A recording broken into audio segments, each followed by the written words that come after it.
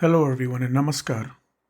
Today's discourse is titled Sadvipra, Raka Brahma, Sada Shiva, and Shrii Krishna. And it is the 10th discourse in a compilation titled Who is the Real Guru? In individual and collective life, changes are constantly taking place. Minor changes frequently and major changes intermittently. Primitive human beings came onto this earth about 1 million years ago, but the present human beings had their origin only about 100,000 years ago. The pace of human progress these last million years has been very slow. Humans advance at barely a snail's pace. It took those primitive people hundreds of thousands of years to discover fire, and hundreds of thousands of years more to invent the bullock cart. Many ancient civilizations have disappeared from the annals of history simply because they could not invent the wheel.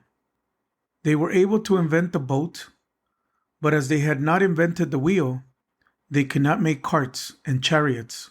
For this reason, the Mayan civilization of South America had its downfall. The speed of social progress in those days was very slow and only began to accelerate during the last 15,000 years, after the composition of the Rig Veda. The history of these 15,000 years of progress can be considered as the real history of human civilization. Generally, humans adapt themselves to minor changes through individual or collective endeavor. Sometimes, if the need arises, they cause minor changes themselves and progress accordingly. Whenever one or both of these two situations occurs, that is, when people feel the necessity to introduce minor changes to adapt themselves to the changed conditions, various leaders emerged who guide the society. In ancient times, these leaders were called rishis. Many such leaders lived in the past, many are living in the present, and many will live in the future, because changes are sure to come in human society. Whatever is created will certainly move ahead through changes. Everything which exists in the universe will certainly have to undergo change. When the difference between the two forms, past and present, becomes too vast, we say that the past is dead and gone. Death is also a type of change in which the present form seems to lose its link with the past. Suppose there is a small baby. When it grows into a boy, a distinct change occurs, but we understand, nevertheless, that the same baby has grown up into a boy. In due course, the same boy becomes a youth, the youth a middle-aged man, and after a certain period, the middle-aged man becomes an old man. We can divide a person's life into different stages of growth in this way, but when the same old man is reborn as a child, the difference becomes so vast that one fails to discover the link between the two lives. Thus, death is a change, and rebirth is also a change. A study of history reveals that minor changes take place continuously, and major changes occur at longer intervals. Before the discovery of fire, the ancient humans used to heat things with the scorching rays of the sun. Much later, when fire was discovered, it was considered a major change in human history. When the ancient humans first invented the bullock cart, it was considered as a sign of far-reaching scientific progress. We can roughly say that the civilization first started sprouting after the prehistoric age of the human race, that is, from the days of the first composition of the Rig Veda, about 15,000 years ago. A major change took place during the days of Lord Shiva, towards the end of the Rig Vedic period, which lasted 10,000 years. Human life is characterized by various kinds of expressions. People eat and drink, wear clothes, sing and dance, build houses, undergo medical treatment, and so on, which are collectively known as culture. Any one of these expressions is not culture. Culture is the sum total of them all. Sadashiva wanted to systematize all those expressions of human life, dance, music, medicine, civilization, in fact, every aspect of life. This was a big change, a revolutionary change. Nothing like it had ever taken place before. Such far reaching changes are not easily brought about by ordinary leaders or rishis. Those who help people adapt themselves to the changed situation I have called Sadvipras.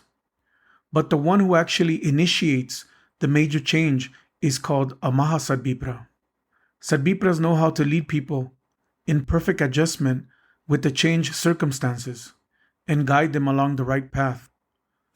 So the initiation of a revolutionary change is not the work of a Sadvipra, but the work of Mahasadvipra. Mahasadvipra is the philosophical term. In the scriptures, he is called Taraka Brahma. Sada Shiva was one such Taraka Brahma, a versatile guide in all aspects of human life.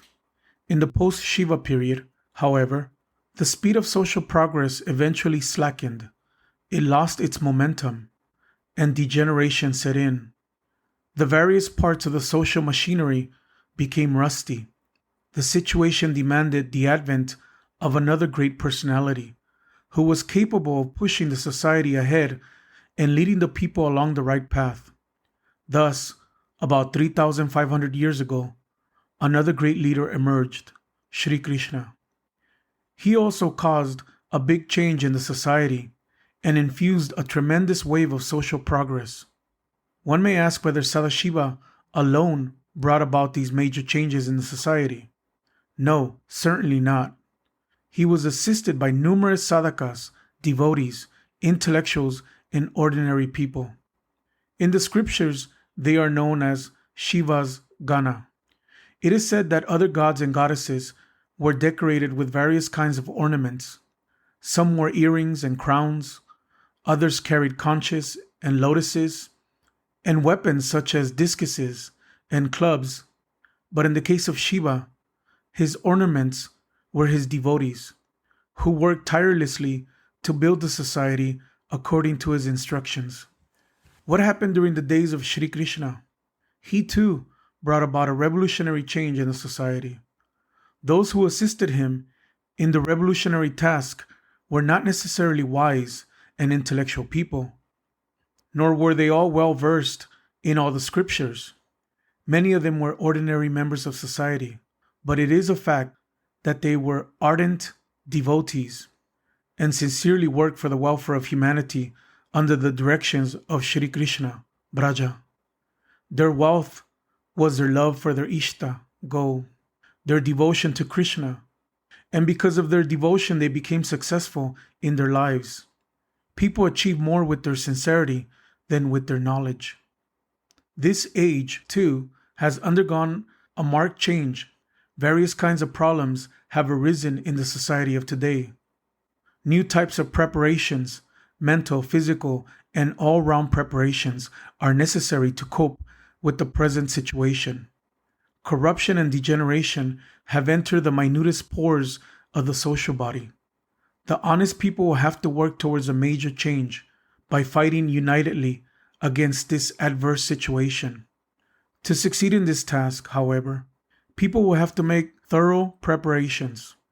Just as one needs to make preparations before doing a bad action, one must also make preparations before doing a good deed.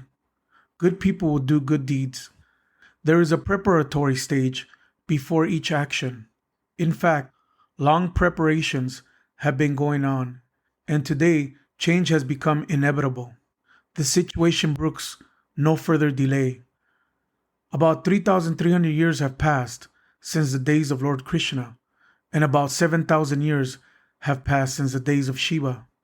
The people of today will have to become prepared, just as they were in the past. They will have to plunge themselves into a new battle with a new ideology to bring about the total well-being of the human race. When a major change took place in the past, such as in the days of Shiva and Krishna, a new philosophy, a new way of life, a new light inspired people to move along, and that is why they could accomplish their task in an incredibly short time. To bring about a major change, fight is inevitable. be it short or protracted. When people fight under the inspiration of a mighty personality, the task is accomplished within a short period. The people then decide, after deep thought, what the main problems confronting society are, and then make necessary preparations to solve those problems. Once they are prepared, they can attain success very quickly. Human society today must be viewed with a universal outlook and not in a sectarian way. We must resolve all problems, major or minor. We must start the work of solving the major problems immediately because the need to bring a change in the society has already come. The more we delay, the more the darkness will linger. Today, a new philosophy, a new form of humanism, a new form of socio-economic thought has already come, with the sole intention of promoting collective social welfare. That is why I advise you not to waste your time any longer. Utilize your time in worthwhile pursuits. It is said, Shubhasya Shigram Ashubhasya Kalaharanam.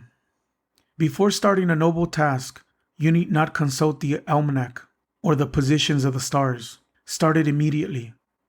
But when you want to do something harmful, try to delay it for as long as you can. With the passing of time and a change in mentality, you may decide not to do it anymore.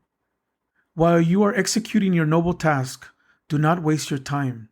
In this practical world, in this relative world, the most valuable relative factor is time. Once the time has passed and gone, it does not return again. So never misuse time. May you prosper. May victory be with you. January 17, 1979, Bangon. Thank you.